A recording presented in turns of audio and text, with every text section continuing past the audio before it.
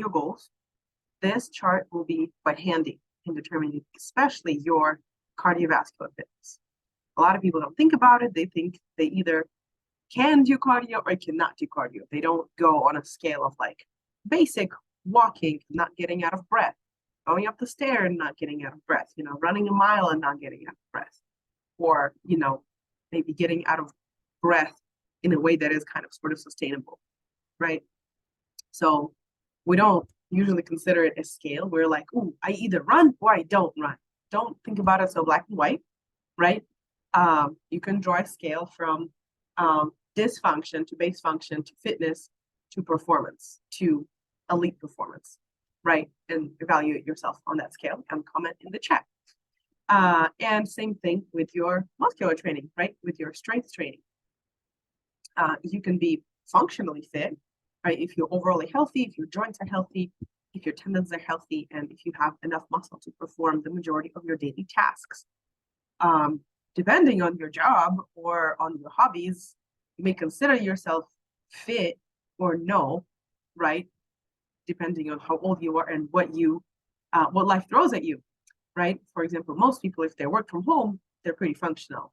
If you go out and now you need to help a friend move or renovate a house, that's a quite different challenge, and you may all of a sudden drop down in your strength level or function level for that particular job. So evaluate how you move. Do you have any pain? Do you have any discomfort? And can you actually perform the tasks that you need to perform and not get tired muscularly, not get muscularly fatigued? How do you feel next day? How do you feel 2 days later, right? So 48 to 72 hours later is your window when you're going to be the most sore, which is actually the number one reason why people try workout routine and then they quit. They're like, oh, I'm not fit for this, when they just have DOMS. They have delayed onset muscle soreness, but they think it's, their problem. Yeah, you're going to get tired. I get tired. I get fatigued, but it's okay. That's how you get stronger, and that's how you proceed from just being functional to moving really effectively and efficiently to being super strong and going towards the elite athlete kind of criteria. So balanced body means very different thing for different people. If you ask my grandpa, and if you ask me, we may mean different things. But regardless, it should be balanced left to right, right? You shouldn't be lopsided.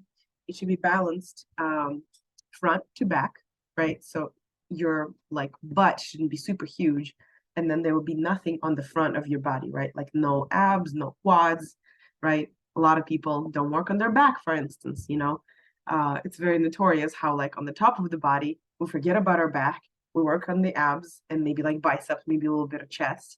We totally forget about the back. So all of the pulling movements for your upper body just go out of the window, especially for women. And women, what do we do instead? We work on our butt and work on our hamstrings, work legs. So it's like every day's a leg day. And guys, what do we do as guys? We do bis and tris, maybe tris, because again, it's in the back of your body. So, for some reason, think about it as much as the biceps. That's right here. You see your abs in the mirror every day. So of course, do your abs. And of course, you do quads. Everybody wants big quads. And you end up being unbalanced, weak back, too tight on the front, with kind of your asymmetrical balance, top to bottom to front to back, right? I mean, top and bottom, I don't think I need to mention it enough that we need to train upper and lower body. I mean, everybody should know that, but for some reason, especially women think that, oh, they're going to get hulky bulky and it's not important. Well, it is important, my friends.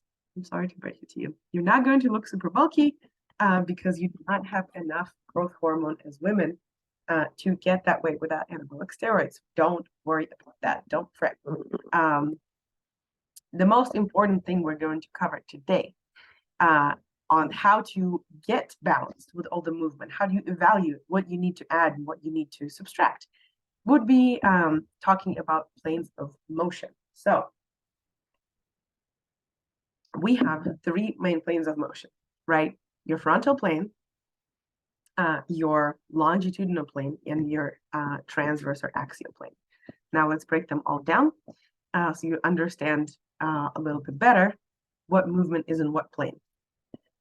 So, for example, let's start with your frontal plane or coronal plane, scientific name. We don't commonly do, jumping jacks and waving our hands in daily life, but that's the typical movements in the frontal plane involve side-to-side movements. You see the person dissected in half. So the front of his body on one side of the plane and the back of the body is on the other side of the plane. So if you do any movements along this plane, that counts as a frontal plane movement. So side lunges, leg raises, couple examples are listed on the slide. Next one.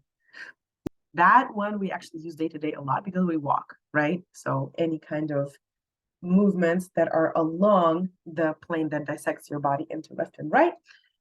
So you move your legs longitudinally, when you walk, when you kick back, when you kick forward. Also, when you deadlift, especially if you do conventional, and that involves less rotation, bicep curls, lunges. So pretty straightforward, I think. And here are some examples. And last plane of movement is your transverse or axial plane. That's when you twist. So you can twist a lot of things. You can twist a lot of body parts. You can twist your head. You can twist your back. You can also sit down like I'm sitting right now and do adduction and abduction. And I can do the same thing with my elbows and with my shoulders. So those are a little tricky, and we're not going to go super deep into, what exercises, what plane of movement. You can Google those things.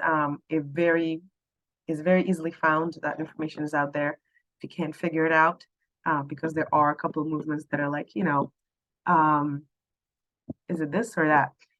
But also a lot of exercises, I would say the majority of exercises are not just one plane of movement.